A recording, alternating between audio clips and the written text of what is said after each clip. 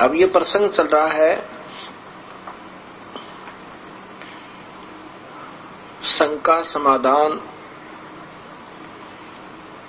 जो कि ये धार्मिक कार्यक्रम आस्था चैनल के ऊपर भक्तात्माओं के पास पहुंचा। एक भिन्न ज्ञान होने से ढेर सारी शंकाओं का होना स्वाभाविक है। भक्तात्माओं के बहुत ही प्यार भरे विनम्र भाव से शंका निवारण के लिए प्रश्न आते हैं। एक भक्त ने पूछा कि आपने बताया कि जैसे भगवान श्री कृष्ण विष्णु अवतार हैं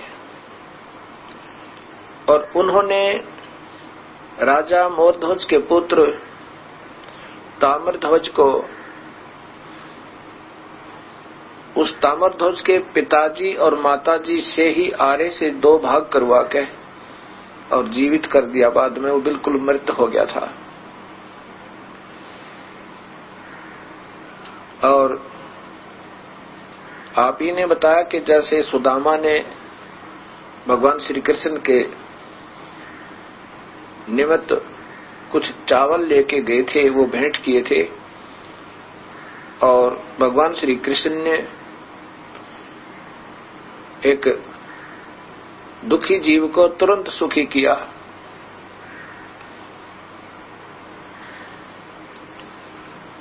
तो फिर कबीर साहब ने ऐसा न्यारा कौन सा कार्य कर दिया जिससे कि हम इनको श्री कृष्ण से भी सर्वशक्तिमान मान सके।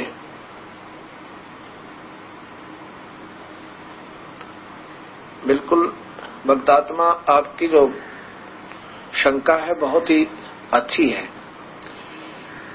अब जैसे सृष्टि रचना में आपने ये भी सुना होगा, श्री कृष्ण जी विष्णु अवतार हैं और विष्णु जी का केवल एक ब्रह्मांड में एक विभाग है, सतोगुण। जैसे एक प्रांत के अंदर एक मंत्री होता है, तो वो मंत्री भी कुछ शक्ति रखता है और वो मुख्यमंत्री से भी मिलती जुलती होती हैं। जैसे कुछ ऐसे कार्य होते हैं जो मंत्री भी कर सकता है लेकिन मुख्यमंत्री के समान नहीं कर सकता। ऐसे कुछ शक्ति मुख्यमंत्री भी राहत देता है, उन मंत्रियों से ज्यादा देता है, लेकिन प्रधानमंत्री जो राहत देगा वो मुख्यमंत्री भी नहीं दे सकता। इससे इनके मिलते जुलते गुण होते हैं। और समर्थता का ज्ञान जैसे ही आपने परिभाषा प्रभु की देखा ये इस पवित्र आस्था चैनल पर, आपको पता चला प्रभु ने किस प्रकार ये विभाग बांटे हुए हैं, प्रभु कौन है,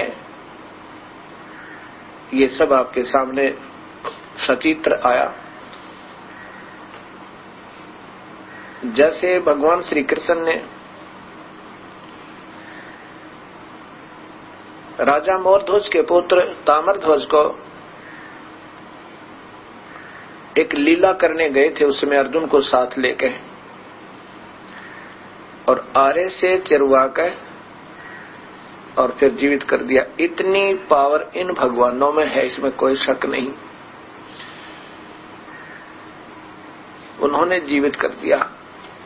क्यों कर दिया? क्योंकि ताम्रध्वज की आयु बकाया थी। ये भगवान श्वास नहीं बढ़ा सकते।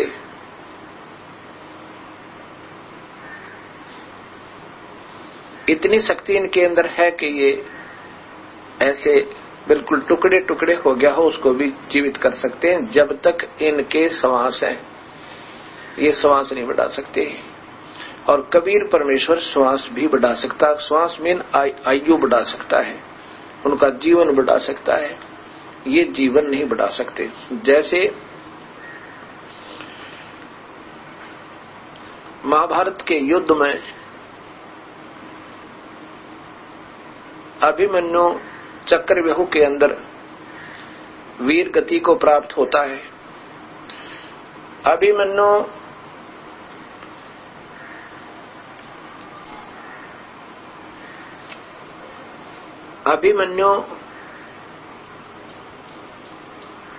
भगवान श्री कृष्ण जी के सगे भांजे थे और अभिमन्यु की मृत्यु पांडवों का कुल नाश। और सगे भांजे अर्थात सुभद्रा के पुत्र, सुभद्रा श्री कृष्ण जी की बहन थी। अभिमन्यु की मृत्यु भगवान श्री कृष्ण के सामने हो गई, वो नहीं जीवित कर पाए, क्योंकि अभिमन्यु का प्रारब्ध इतना ही था, ऐसा ही था। इसलिए भगवान श्री कृष्ण की आयु नहीं बढ़ा सके। और फिर जैसा कि आपने परिभाषा प्रभु की में सुना था, दुर्वासा जी ने श्राप दे दिया था। कब श्राप दिया था? जब द्वारका के जंगल में ऋषि दुर्वासा जी जाकर बैठ जाते हैं। आसपास के अक्षेत्र में, पूरी द्वारका में ये बात फैल गई कि बहुत ही पहुंचे हुए महापुरुष हैं, भूत भविष्य वर्तमान की सभी बता देते हैं। उस समय द्वारका के कुछ नौजवान व्यक्तियों ने, जिनमें भगवान श्री कृष्ण जी के पुत्र प्रद्युम्न भी थे, उन्होंने एक स्कीम बनाई कि दुर्वासा की परीक्षा लेते हैं। सुना है ये भूत भविष्य और वर्तमान की सभी बता देते हैं।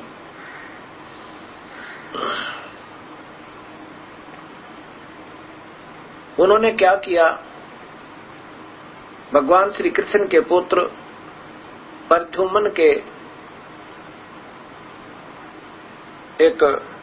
प्रद्युम्न को एक लड़की के कपड़े पहना के एक स्वांग बनाया, स्त्री जैसा रूप बनाया, गर्भवती स्त्री जैसा, और गर्भ के स्थान पर पेट के ऊपर एक लोहे का कढ़ाया, छोटी सी कढ़ाई जो होती है, वो बांध ली। उसके ऊपर छोटे छोटे गुदड़ यानी लोगड़ वगैरह लगाकर रुई, और ऊपर से कपड़ा बांध के और ऊपर से औरतों वाले कपड़े पहना दिए।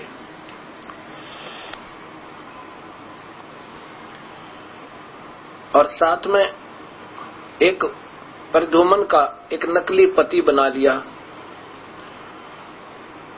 और 10-20 व्यक्ति जाकर के दुर्वासा जी से कहने लगे, हे ऋषिवर, सुना आप भूत और भविष्य की सभी बता देते हो, ये इसकी पत्नी है, ये इसका पति है। प्रभु ने बहुत दिनों के बाद इनको आस बख्शी है, इनको गर्भ रहा है इसकी पत्नी को, और ये उतावले हो रहे हैं, ये जानना चाहते हैं कि लड़का होगा या लड़की। तब दुर्वासा जी ने देखा कि ये मजाक करने आए हैं। दुर्वासा जी में क्रोध बहुत था। एकदम क्रोधित होकर कहने लगे कि यादव कुल का विनाश होएगा, इससे यादव कुल का सर्वनाश होएगा। और बहुत नाराज हो गए, लाल आंखें कर ली, बच्चे वहां से भाग हुए, व्यक्ति सारे भाग लिए। सारी द्वारका में इस बात का बहुत विशेष जिक्र होने लगा, बहुत चर्चा हुई कि दुर्वासा जी ने जो कह दिया वो बहुत ही खतरनाक है, उनका वचन कभी पलटता नहीं, वो सिद्ध पुरुष हैं और यादवों का विनाश होने का श्राप दे दिया। द्वारका के कुछ मोदिज व्यक्ति, समझदार से व्यक्ति भगवान श्री कृष्ण के पास गए और कहा कि बच्चों ने दुर्वासा से मजाक कर दिया और दुर्वासा जी ने श्राप दे दिया कि यादव कुल का विनाश होगा। श्री कृष्ण जी ने कहा कि आप सभी वहां जाओ, दुर्वासा जी के चरणों में प्रार्थना करो, संत दयालु होते हैं, वो बख्श देंगे। कहना कि बच्चों ने मजाक कर दिया, रिसीवर आप ही के तो बच्चे हैं। वही व्यक्ति सैकड़ों की संख्या में ऋषि दुर्वासा जी के पास गए, अक्षमा याचना की, बच्चों को भी साथ लेकर गए और कहा बच्चों अक्षमा याचना करो, मैं ऋषि जीता है। दुर्वासा जी ने कहा कि भाई मैंने जो कहना था वो कह दिया, अब मेरा वचन वापस नहीं हो सकता, मैं कुछ नहीं कर सकता। अपने बच्चों को पहले समझा के रखा करो, संतों के साथ मजाक अच्छे नहीं होते। सभी व्यक्ति खूब याचना कर ली, जब नहीं माने दुर्वासा जी तो वापस आ गए। श्री कृष्ण जी के पास जाकर फिर कहते भगवान विनाश हो गया, आप तो समर्थ हो, सर्वशक्तिमान हो, जो चाहो सो कर सकते हो, आप ही अब रक्षा करो दाता। श्री कृष्ण जी ने कहा कि भाई ऐसा करो, क्यों घबराते हो, किस चीज से विनाश होगा? इसी से ना जो कड़ाहा पेट पर बांध रखा था, जो गर्भ बना रखा था नकली।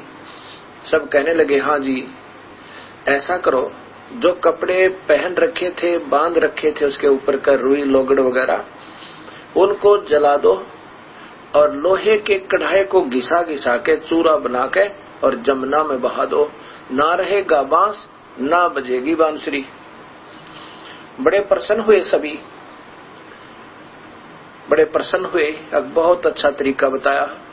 सभी ने वो गुदड़ गाभों जितने भी कपड़े उपड़े बांध पैर रखे थे, ऊपर बांध रखे थे, वो जला डाले और उस लोहे के कढ़ाई को पत्थर से घिसा घिसा के चूरा बना के और जमुना में बहा दिया। उस कढ़ाई का एक कड़ा, साइड में दो कड़े होते हैं उनको पकड़ने के लिए, एक कड़ा नहीं घिस पाया। ऐसे आलसी व्यक्ति को दे दिया, उससे वो घिसा नहीं। उसकी ड्यूटी लगाई थी कि तूने ये कड़ा ही घिसाना है सारा, चाहे कितने दिन में घिसा, इसका चूरा बनाकर बहा देना। उसने जब देखा कि सभी अपना काम निपटा कर जा रहे हैं, तू अकेला रह गया। उसने वो थोड़ा सा घिसा था, वो सारा पानी में फेंक दिया जमुना में। किसने देखा, कौन देखेगा इसको? अब वो कड़ा जो था घिसने से चमकीला हो गया था, लोहे का कड़ा, वो कढ़ाई का लोहे का कड़ा। तो उधर से जब वो चमकीला हो गया तो जो ही उसने पानी में डाला, एक मछली ने खा लिया, कोई खाद्य पदार्थ समझ के। कुछ दिनों के बाद क्या होता है, एक शिकारी ने वहां, वो मछियारे ने जाल डाला, उसमें मच्छी पकड़ी, मच्छी को काटा तो उसके अंदर से एक सफेद वो धातु जैसा चमकीला कड़ा निकला। उसने पहले सुनार को दिखाया, सुनार ने कहा कि ये तो लोहा है, बहुत अच्छा इस्पात है। लोहार के पास लेके गया, उसे कहा कि इसका तो क्या बना सकता है? लोहार ने कहा कि जो इसका बन सकता है वो बना दूंगा। शिकारी भी था वो जो मछियारा था, उसने कहा कि मेरा एक तीर है, उस तीर के आगे का एरो बना दे और नोकीला हिस्सा और जहर में बुझा कर बनाना। उसने कहा, लोहार ने, बहुत अच्छा, ऐसा ही कर दिया। कुछ दिनों के बाद क्या होता है, द्वारका के अंदर यादवों का आपस में कहा सुनी होने शुरू होगी। रोज लड़ाई झगड़े होने लग गए, आपस में एक दूसरे की हत्या भी करने लगे। सभी सियाने सियाने बुजुर्ग व्यक्ति फिर इकट्ठे होकर भगवान श्री कृष्ण जी के पास गए। उनसे कहा, भगवान ना जाने नगरी का कौन सा पाप उदय हो गया, किसी ने किसी का बोल नहीं सवा रहा है, जरा सा बोलते ही आपस में लड़ने और मरने को तैयार हो जाते हैं, कुछ समाधान बताओ दाता। श्री कृष्ण जी ने कहा कि भी तुम्हारे ऊपर दुर्वासा जी का दिया हुआ श्राप प्रभावी हो गया, और ऐसा करो तो सभी ने बताया कि पूछा कि भगवान कोई समाधान बताओ। श्री कृष्ण जी ने कहा तुम ऐसा करो, सभी नर केवल मेल जितने भी यादव हो सारे के सारे जमुना में स्नान करके आओ। प्रभास क्षेत्र में जहां पर वो कढ़ा घिसा कर चूरा बनाकर जमुना में डाला था, उस चूरे के घास उग गया, उस चूरे से घास उग गया और उस घास के इतने तीखे पत्ते हो गए जैसे आपने कुसा देखी हो, कुसा डाब।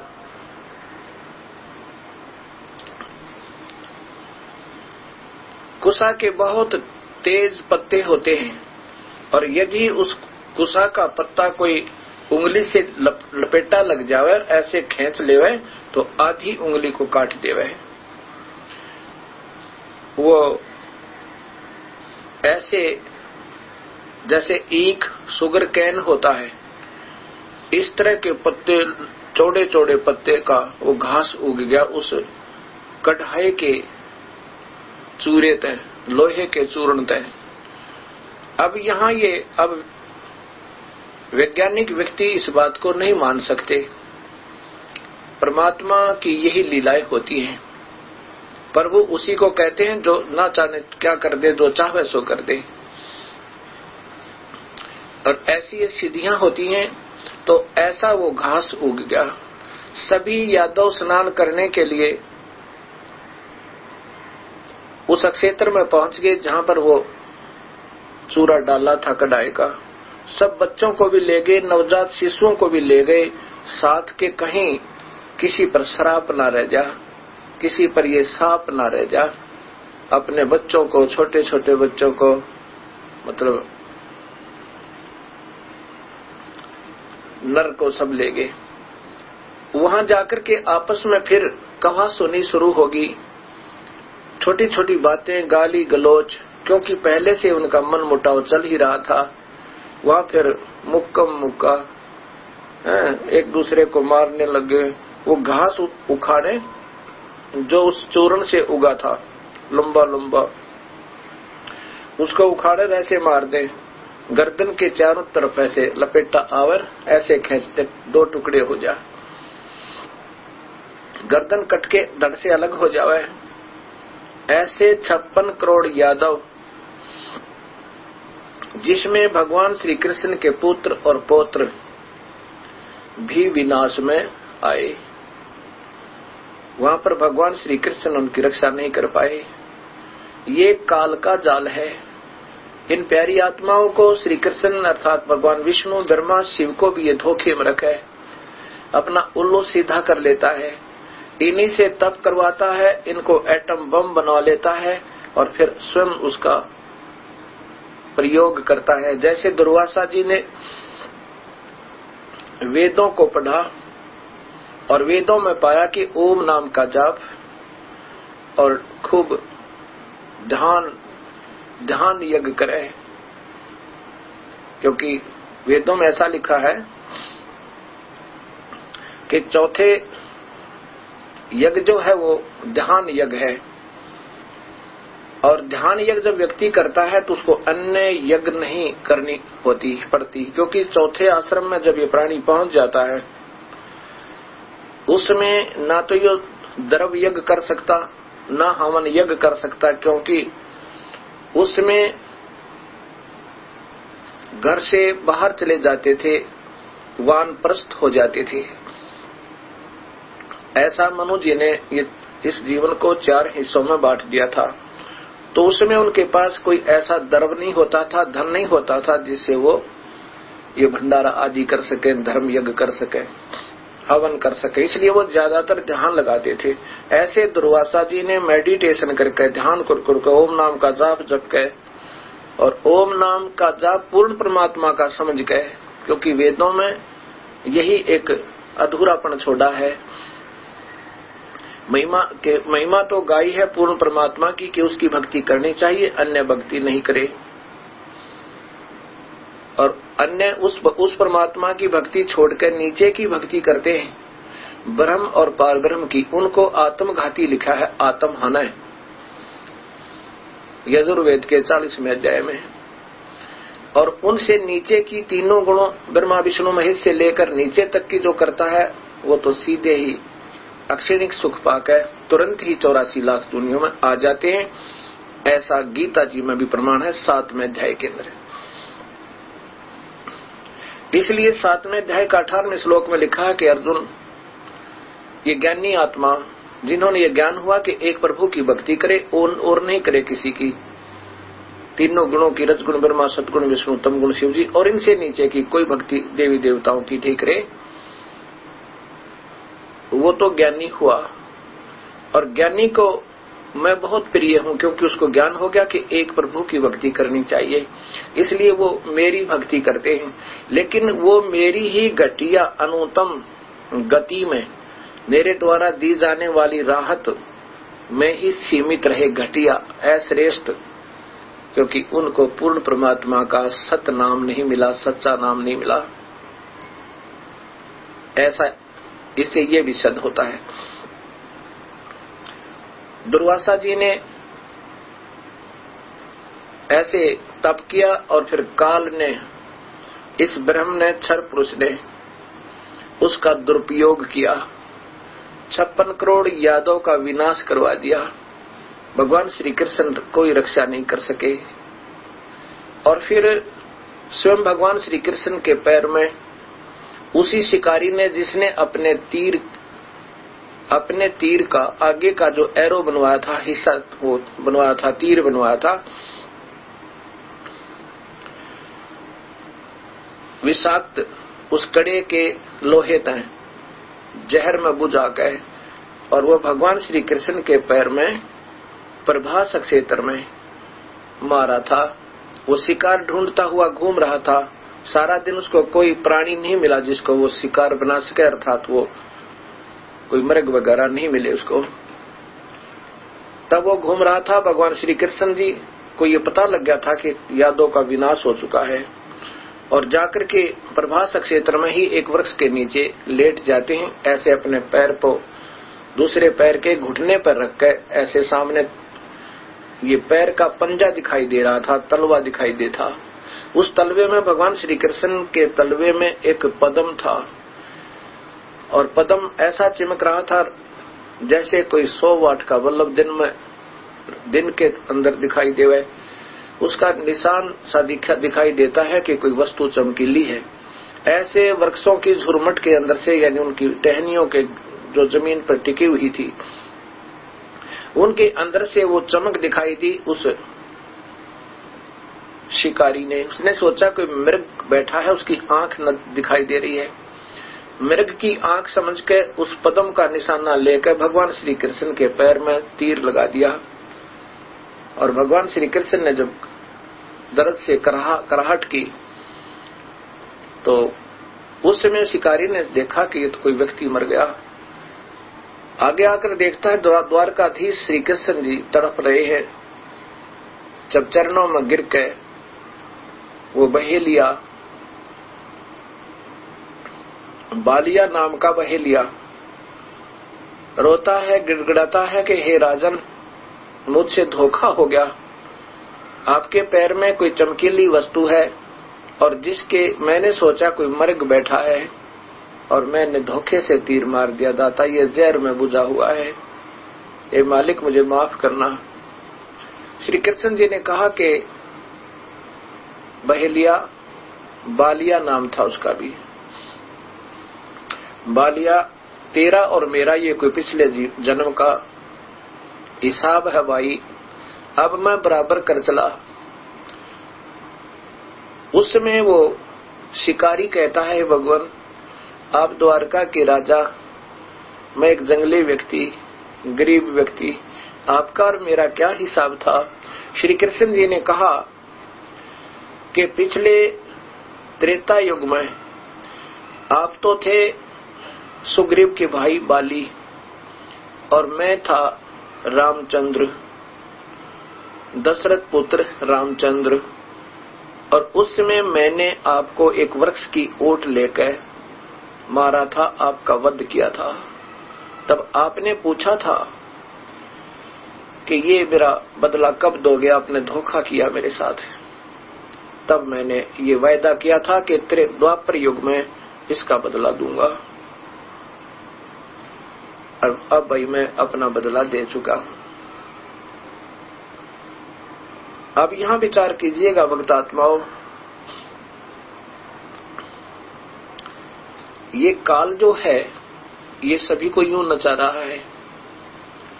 जैसे ब्रह्मा जी से कहा था कि तप करो, कमल के फूल पर बैठकर 1000 वर्षों तक तप किया, फिर तप करवा के इसमें सिद्धि बरती, एटम बम बना लिया, और फिर कहा सृष्टि रचो। हमारे ही से सारे क्रिया करवाता है और स्वयं आनंद लेता है, अपना स्वार्थ पूरा करता है। हम बच्चे उत्पन्न करते हैं, इनकी परवरिश में सारा जीवन लगाते हैं, और ये बैठकर खा जाता है। इस काल का ऐसा जाल है जैसे कसाई बकरे पालता है। वो क्या करता है, उन बकरों के लिए नर और मादा दोनों प्रकार के उसमें वो बकरे और बकरियां छोड़ देता है। एक लंबा चौड़ा स्थान बनाकर उसमें पानी भी रख देता है, पानी भी का जो तालाब बना देता है छोटा सा, और उनको चारा चराता है। जब वो कसाई उन पशुओं के, उन बकरे और बकरियों के उस स्थान पर जाता है जहां उनको बंद किया होता है, और उनको चारा चराता है, उनको पानी पिलाता है, धूप से छाया में खड़े करता है, तो वो सोचते हैं कि हमारा मालिक बहुत दयालु है, हमारे को कितनी सुविधा दे रखी है। जब वो कसाई देखता है बकरे को ऐसे देखकर, ऐसे देखता है, तो वो बकरे उससे प्यार करते हैं, ऐसे जीभ से चाटते हैं उसको, ये सोचकर कितना कृपालु हमारा मालिक है, हमारे लिए चारा डाल रखा, हमारे लिए सारी छाया बना रखी, हमारे लिए जल बना रखा, जल का व्यवस्था कर रखी। और वो कसाई देख रहा होता है ये कितने किलो का हो गया, कितना मांस हो गया, कितने किलो वजन हो गया होगा, और कितने रुपए का ये बिकेगा। और वो भोली आत्मा उसको प्यार करती है अपना मालिक जान के। ऐसे ये काल हमें दिखाई देता है कि भगवान है। प्रथम रूप तो इसका भगवान जैसा है, लेकिन परम रूप इसका काल है। अभी आपको विष्णु पुराण दिखाता हूं। अब आपको विष्णु महापुराण दिखाता हूं, गीता प्रेस गोरखपुर से प्रकाशित। अब इन लेखकों को पूर्ण ज्ञान न होने के कारण इन्होंने इसी ब्रह्म को परब्रह्म, इसी को पूर्ण ब्रह्म, इसी को शिव, इसी को सब कुछ लिख दिया विष्णु। अब आपको जो परिभाषा प्रभु की आपने देखा, इससे स्पष्ट हो गया कि 3 भगवान हैं, ब्रह्म, परब्रह्म और पूर्ण ब्रह्म। और ईश्वर, परमेश्वर, क्षर पुरुष, अक्षर पुरुष और परम अक्षर पुरुष। अव्यक्त, फिर दूसरा अव्यक्त, उस अव्यक्त से भी परे कोई और अव्यक्त। अव्यक्त का अर्थ होता है जो व्यक्तिगत रूप में सामने ना दिखे, जैसा वो वहां पर है एज इट इज। इसलिए हमारी दृष्टि से बाहर होने से उसको अव्यक्त कहा जाता है। व्यक्त जो होता है जो व्यक्तिगत रूप है, यानी साक्षात्कार, उसका एज इट इज दर्शन हो जाए। अब देखिएगा, ये है गीता श्री विष्णु महापुराण। ये काल से प्रारंभ होती है श्री विष्णु पुराण, और गीता प्रेस गोरखपुर से प्रकाशित है।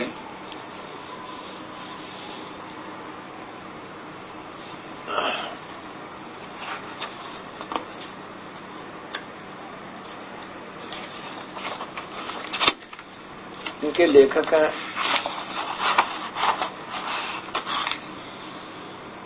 ये देखिएगा नीचे,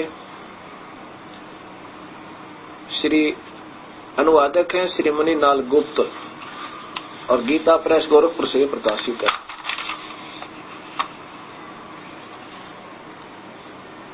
अब इसके 4 और 5 पृष्ठ पे ऊपर देखिएगा प्रश्न नंबर ये 4 इधर, इसमें नीचे देखिएगा यहां पर है, ये तो संस्कृत हिंदी है इसकी। यहां लिखा है कि परब्रह्म का प्रथम रूप पुरुष, पुरुष माने भगवान, अव्यक्त और व्यक्त, ये तो अपने हिसाब से लिख रही है, अव्यक्त और व्यक्त इसके अन्य रूप है तथा काल उसका परम रूप है। पहला तो भगवान जैसा दिखे, प्रभु जैसा, लेकिन उसका परम रूप काल है। ये परम रूप, वास्तविक रूप काल है, जो कहता अर्जुन ये मेरा परम रूप है।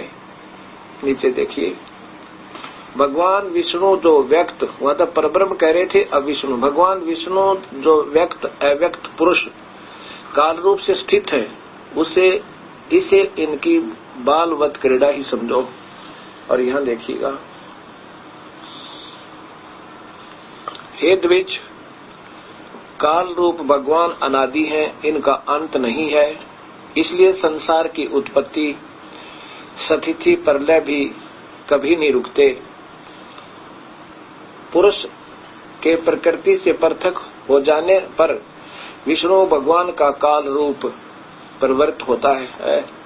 सीधा सा लिखा, जब ये प्रकृति का अपनी पत्नी के साथ ब्रह्मलोक में रहता है, उससे अलग हो जाता है, तभी अपने वास्तविक रूप में हो जाता है। देख लो, हे मैत्रेय, प्रलय काल में प्रधान के समय साम्यावस्था में स्थित हो जाने पर और पुरुष के प्रकृति से पृथक हो जाने पर विष्णु भगवान का काल रूप परिवर्तित होता है। नीचे देखो, ब्रह्मादि समस्त ईश्वरों के ईश्वर, ब्रह्मादि, ब्रह्मा विष्णु महेश के भी पिता हैं ये। विष्णु ही समष्टि, व्यष्टि, ब्रह्मादि जीव रूप तथा महत रूप से स्थित है। अब यहां देखना होगा भक्त समाज ने कि ये जितने भी पुराण है पहले काल से प्रारंभ होती हैं, चाहे वो शिव पुराण है चाहे विष्णु पुराण है। और इसमें स्पष्ट लिखा है कि उस काल का प्रथम तो पुरुष रूप है और वास्तव उसका रूप काल है। जैसे गीता जी में लिखा है कि अर्जुन, ये जो मैंने आपको अपना परम रूप दिखाया, ये ना किसी वेदों में वर्णित विधि से और न ही किसी क्रिया से, न जप से, न तप से, कोई नहीं देख सकता तेरे सिवा, ना पहले देखा और ना ही कोई देख सकता।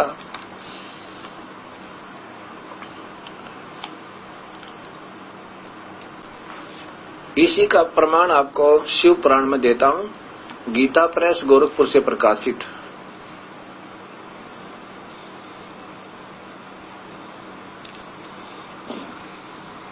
इसमें देखिएगा इनका जो श्री शिव पुराण, संक्षिप्त शिव पुराण, नीचे इनके लेखक हैं, संपादक हैं हनुमान प्रसाद पोदार, और ये गीता प्रेस गोरखपुर से प्रकाशित है।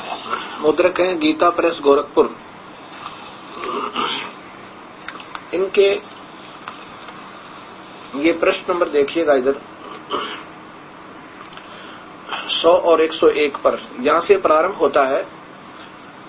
ये प्रकृति सर्वेश्वरी, ये तो माया का जिक्र है। प्रकृति देविका, त्रिदेवों की जननी, ब्रह्मा विष्णु महेश की उत्पन्न करने वाली, उनकी माता यही है जिनकी 8 भुजाएं हैं, उसी को प्रकृति कहते हैं। अब यहां बताया है कि वे जो सदाशिव हैं उन्हें परम पुरुष ईश्वर शिव, शंभु और महेश्वर कहते हैं। आगे देखिए, यहां पर उन्हीं का जिक्र आ रहा है। ये देखो, उन काल रूपी ब्रह्म ने एक ही समय में शक्ति के साथ शिवलोक नामक क्षेत्र का निर्माण किया। ये काल रूपी भगवान ने, काल रूपी ब्रह्म, ये ब्रह्म जो है ये काल है। अभी आपके सामने शिव पुराण बता रहा है, और मैं यही बताना चाह रहा ये दास भी आपको कि हमारे शास्त्रों में सब प्रमाण विद्यमान है।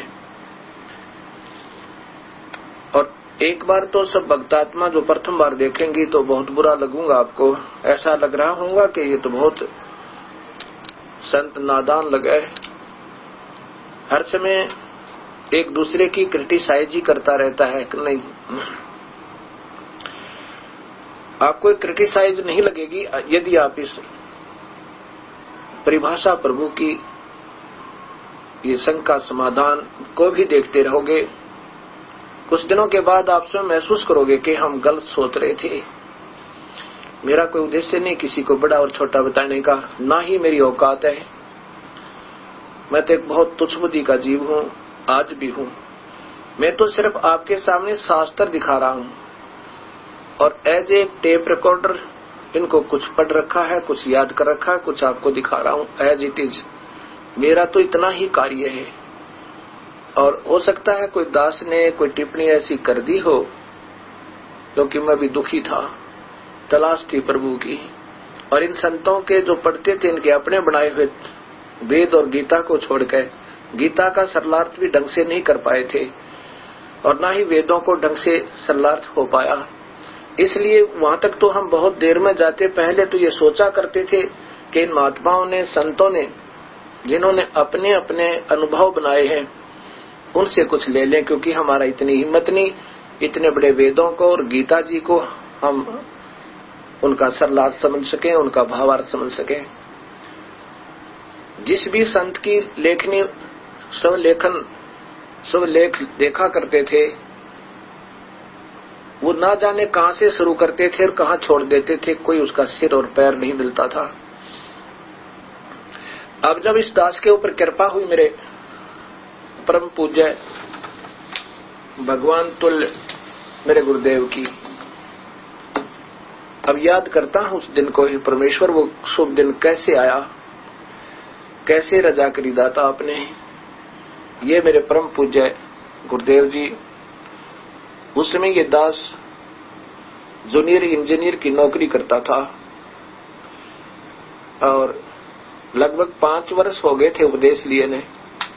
तब इन्होंने कृपा बख्श दी, कहा कि नाम दिया करो।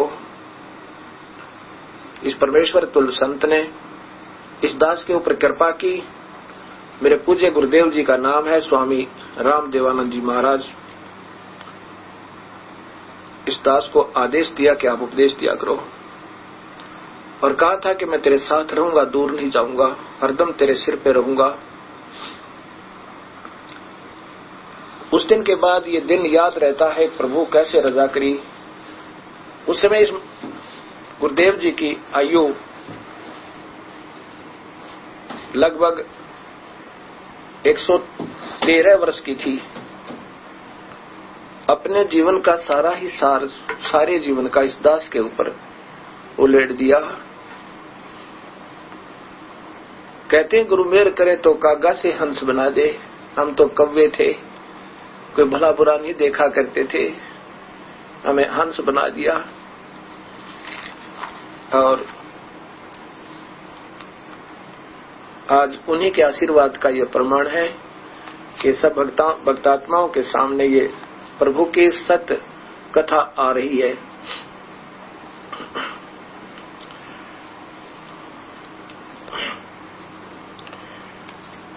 अब जो बता रहा था आपको कि काल जो है सबको नचा रहा है, ब्रह्मा विष्णु महेश को भी नहीं बख्श रखा इसने। अब जैसे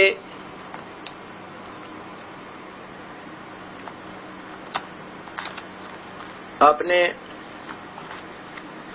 पढ़ा था श्री हंसराज, श्री परम आदरणीय योगीराज परम संत हंस जी महाराज के अमृत के कलश में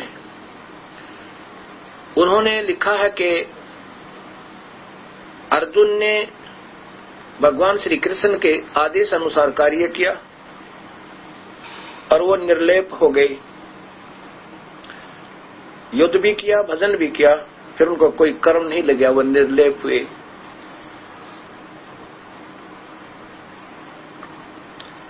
अब क्योंकि गीता जी में लिखा है कि अर्जुन तो युद्ध कर ले, तुझे पाप नहीं लगेंगे।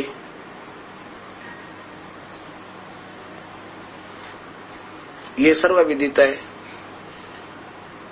अर्जुन ने भगवान आदेश पर युद्ध किया और भगवान के निर्देशन में ही रहे वो सारे युद्ध में।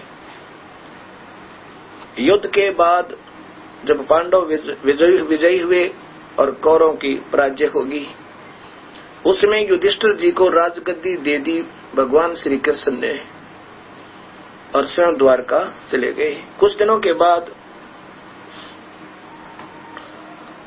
युधिष्ठिर जी को बहुत बुरे बुरे स्वप्न आने लगे, जैसे कटे हुए शीश के व्यक्ति धड़ जैसे उनके घर में घुस रहे हो, हजारों बहनें विलाप कर रही हो और कह रही थी जैसे कि हे राक्षस राजा, हमारे पतियों के खून पी करके आज तू आनंद मना रहा है। अनाथ बच्चे बिलख रहे हैं, रो रहे हैं, बहन चूड़ियां फोड़ रही हैं अपने सुहाग उजड़ जाने पर। इस भयंकर दृश्य को देख के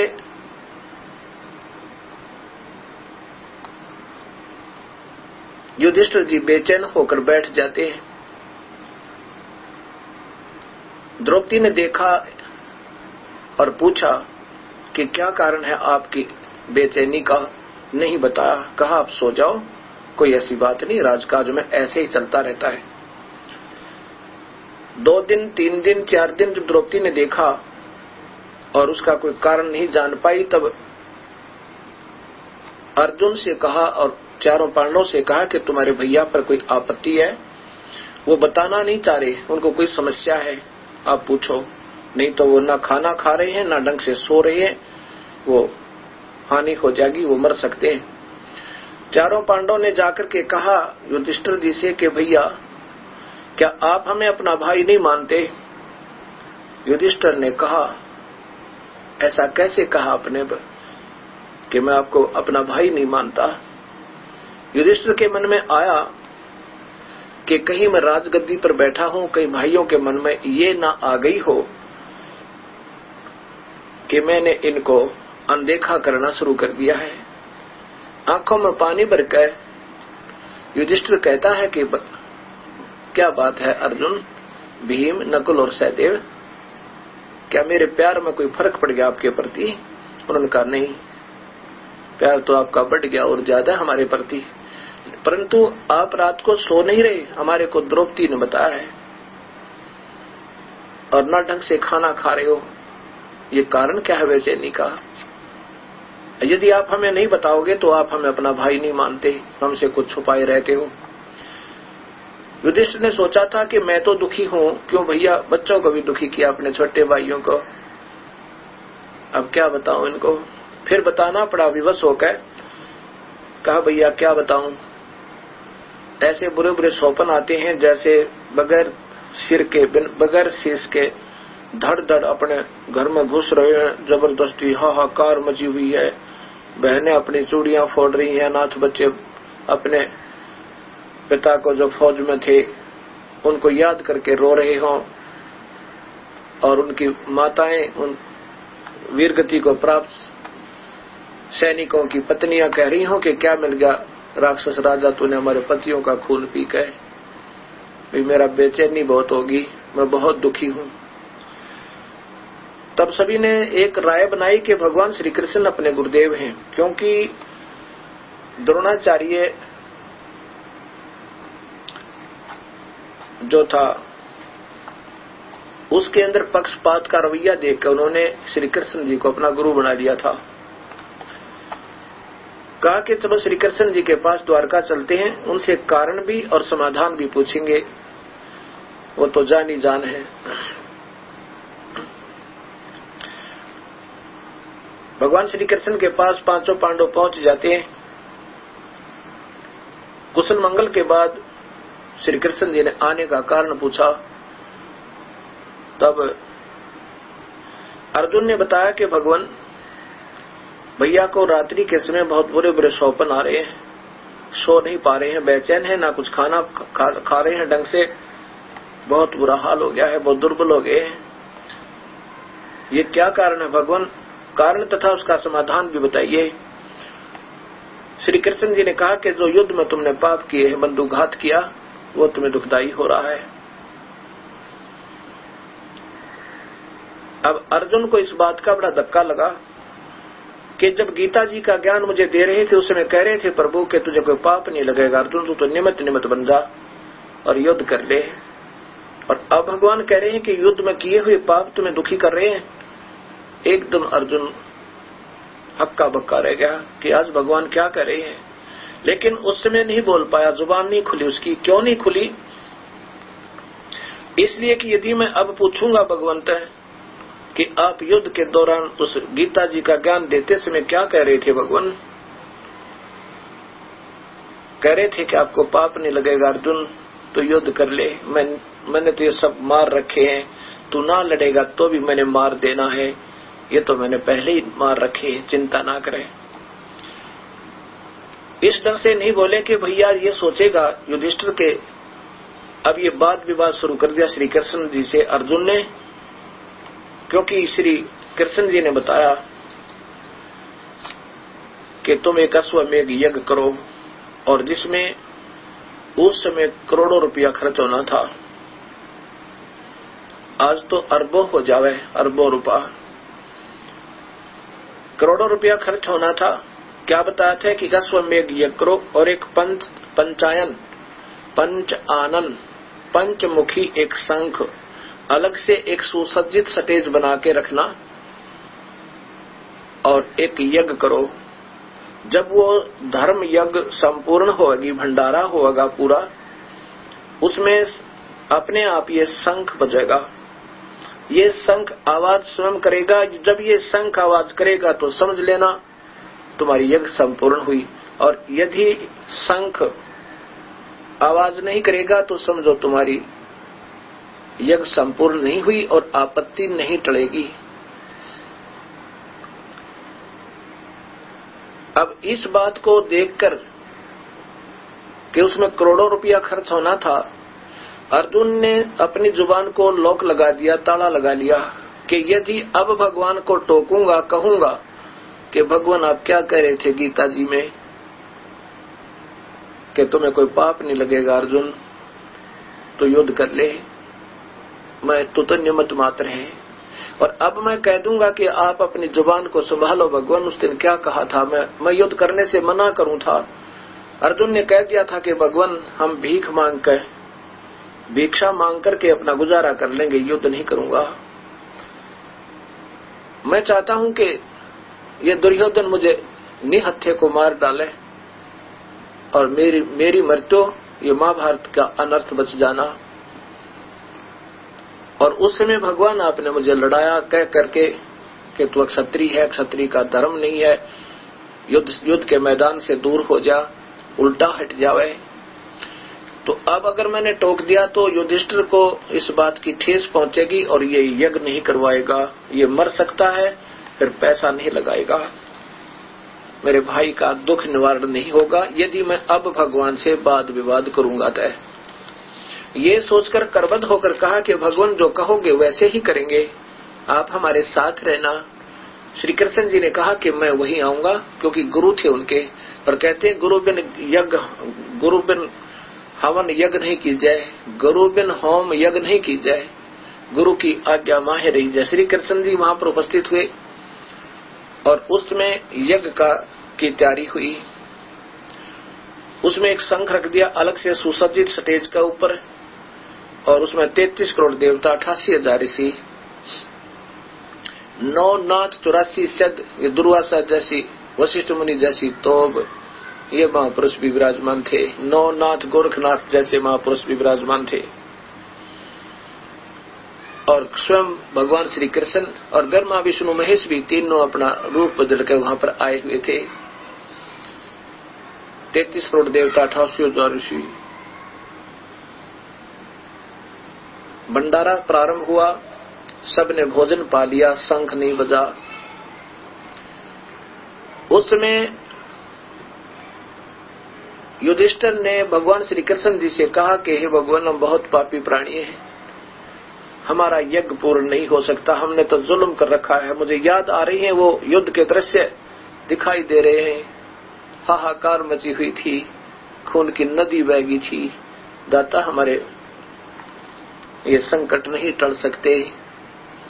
भगवान श्री कृष्ण ने कहा कि जिससे ये संकट टल सकते हैं, जिससे ये यज्ञ संपूर्ण हो सकती है, वो महापुरुष अभी तक आए नहीं है। युधिष्ठिर को बड़ी चिंता बनी कि ये महापुरुष जिसमें इतने बड़े बड़े महापुरुष, नौनाथ 84 सिद्ध और मार्कंडे जैसे महापुरुष ऋषि, ब्रह्मा विष्णु महेश, और जिसमें भगवान श्री कृष्ण ने भी स्वयं भोजन पा लिया, तो इनके भोजन खाने से शंख नहीं बजा। तो युधिष्ठिर भगवान श्री कृष्ण के मुख की तरफ देख रहा है बहुत मायूस सा होकर, कहता भगवान इन महापुरुषों के और भोजन खाने से शंख नहीं बजा, हमारे संकट नहीं टले, ये दाता इनसे भिन्न कौन शक्ति है। श्री कृष्ण जी ने कहा कि एक सुदर्शन नाम का सुप्त, जिसका वाल्मीकि घर में जन्म है, जैसे सुदर्शन तो उनका नाम था, और सुपच जैसे आजकल हरिजन कहते हैं, ऐसे उनको सुपच कहा करते थे। और वाल्मीकि बंगी के घर में उसको हरियाणा में चूड़ा कह देते हैं। एक जाति होती है, उस वाल्मीकि जाति में उस सुदर्शन जी का जन्म था, और उसमें कबीर परमेश्वर करुणा में नाम से आए हुए थे द्वापर युग में। और वो हंस आत्मा, वो प्यारी आत्मा सुदर्शन जी, वो वाल्मीकि नहीं जिसने रामायण लिखी थी, उसके बाद तो वाल्मीकि जाति का उत्थान हुआ था। वो सुदर्शन जी कबीर परमात्मा यानी मुनिंद उस करुणामय जी के शिष्य थे, और पूर्ण परमात्मा का ये 3 नाम की भक्ति किया करते थे।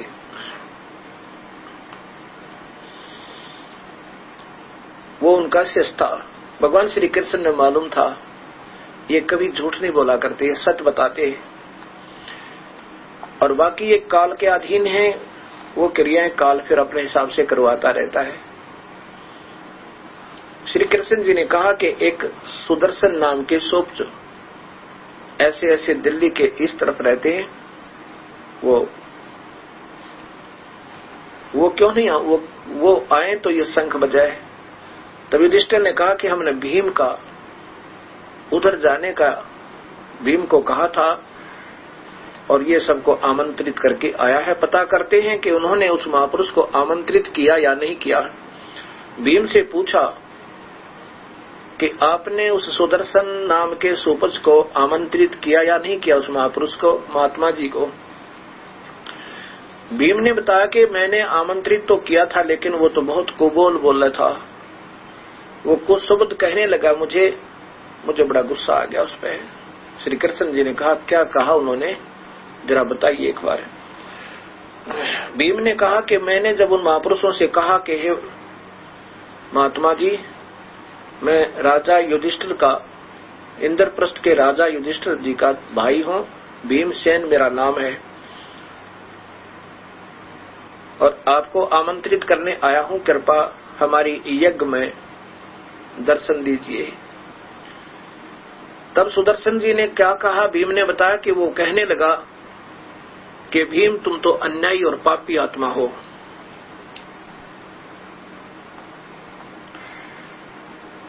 तुमने तो इतना जुल्म किया हुआ है महाभारत के अंदर, करोड़ों बहनों को विधवा किया, करोड़ों बच्चों को अनाथ कर दिया।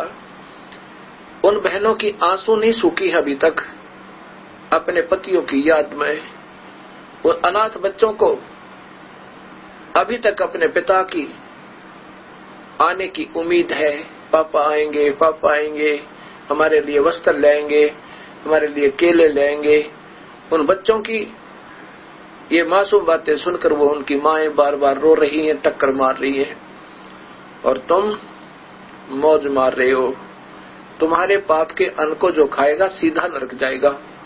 और यदि मुझे बुलाना है, सुदर्शन जी कहते हैं, तो 100 अश्वमेघ यज्ञ जो तू आज कर रहे हो तुम, ऐसी अगर यदि तुमने 100 अश्वमेघ यज्ञ कर रखी हो, उनका पुण्य मुझे दे दे, संकल्प कर दे, तब तुम्हारे यहां जाकर के मैं आहार करूं, अन्यथा नहीं करूं। तुम तो पाप आत्मा हो, तुम्हारे लिए तो नरक भी अलग बनाएगा भगवान धर्मराज। तो श्री कृष्ण बोले आपने क्या कहा, फिर उनके प्रति उत्तर में वो भी बताना जरा। भीम जी ने कहा कि मैंने आपका डर लगा नहीं तो उसको कूट देता। मैंने उसको कहा कि आना है, तेरी इच्छा ना आना तो मत आना। कि श्री कृष्ण जी ने कहा कि नादान संतों को ऐसे नहीं बोला करते, आपने मुझे बताना था कि इसका समाधान करते कुछ। ऐसा जो तूने कहा है तो भी तू पाप का भागी हो गया। संतों की बातों को सुनकर और अपना श्रद्धा से आ जाना चाहिए। आपको स्वीकार्य है तो ठीक है, नहीं तो वाद विवाद नहीं करना चाहिए। श्री कृष्ण जी ने कहा कि चलो मेरे साथ, आज तुम्हारा काम उन्हीं उसी महापुरुष से पूर्ण होगा, अन्यथा इस पृथ्वी पर कोई है नहीं जो तुम्हारे इस कार्य को पूरा कर दे। अब कहते हैं मरता क्या नहीं करता। पांचों पांडव, छठे कृष्ण भगवान और लेकर रथ पहुंच गए। 1 किलोमीटर की दूरी पर रथ रोक दिया। भगवान श्री कृष्ण ने कहा कि सब जूते उतार के रथ में रख दो और नंगे पैर चलो उस महापुरुष के पास। उस दिन क्या लीला होती है कि कबीर परमेश्वर करुणा में नाम से आए हुए थे। उन्होंने क्या किया, अपनी गुप्त प्रेरणा से सुदर्शन जी को कहीं और भेज दिया 15-20 दिन के लिए। ऐसा मन में आया कि चलो आज इधर घूम के आते हैं, कहीं दूर चले गए रिश्तेदारी में। और उधर से कबीर परमेश्वर करुणामय जी उस अपने प्यारी हंस आत्मा का रूप बनाकर उसी कुटिया में झोपड़ी में विराजमान हो गए। श्री कृष्ण जी और पांचों पांडव जब वहां पर पहुंचे, श्री कृष्ण जी ने दंडवत प्रणाम किया कबीर परमेश्वर को, जो सुपुत्र रूप में, सुदर्शन रूप में अपने कुटिया में विराजमान थे झोपड़ी में। पांचों पांडव ने भी किया। जब श्री कृष्ण जी ने दंडवत किया तो पांचों पांडव ने भी दंडवत किया।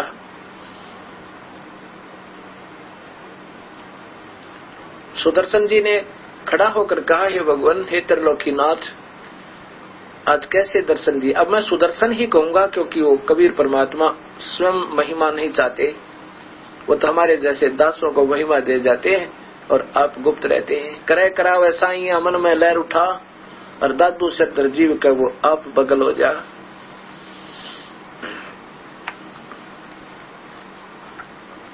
कहा कि हे त्रिलोकीनाथ, कैसे दर्शन दिया आज गरीब झोपड़ी पे। ओहो, इस दास को दंडवत कर रहे हो, मुझे क्यों पाप का भागी बनाते हो। आप त्रिलोकीनाथ, विशंबर नाथ, आप वास्तव में महान हो। श्री कृष्ण जी ने कहा कि रिसीवर, हे परमेश्वर, क्योंकि वो मालिक कबीर परमेश्वर के पास भी वो शक्ति है कि ये बुद्धि खोल देता है। ऐसे ही जब तक काल की रेंज में होते हैं तो गीता में लिखा है कि सब व्यक्तियों की बुद्धि ज्ञान मेरे हाथ में है, जब चाहे इनमें ज्ञान भर दूं, जब चाहे इनमें अज्ञान अंधेरा भर दूं। तब कबीर साहब ने उनका ज्ञान खोल दिया और सामने देखे वो परमेश्वर तुल दिखाई दिए। तब श्री कृष्ण भगवान ने कहा था, हे सृजनहार, आप एक बार राजा युधिष्ठिर के यज्ञ में दया करो, पग फेरा करो, वहां आपको सभी आमंत्रित करने आए हैं।